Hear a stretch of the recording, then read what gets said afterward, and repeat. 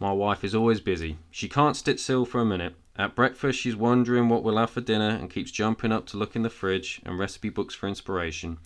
She leaves the table for other purposes too, for example, to wipe a slight mark off a surface or to straighten a picture. And this is the pattern for the rest of the day. I'm not saying I don't appreciate her commitment, but even if the house is spotless, she finds things to clean. Paintwork that needs retouching or rugs that need to be taken outside and beaten thoroughly, simply for being rugs. And before you accuse me, I do my share of the chores, I just don't do them as quickly or as frequently, or I admit as thoroughly as she does. The thing is, she keeps saying she's going to stop.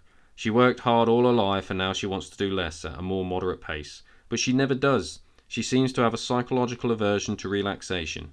One of these days I fear she'll overdo it and go bang, and I really don't want that to happen. Nor does she.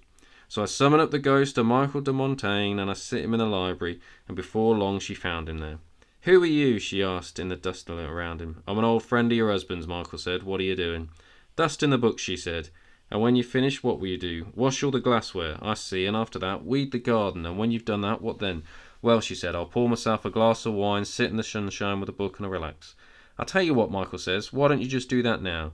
I've asked her that myself 100 times, but to no avail. However, as soon as Michael said it, she stopped, thought about it for a few seconds, and said, "You're absolutely right, I will." And she did. She is charming, of course, and French. That must be what made the difference.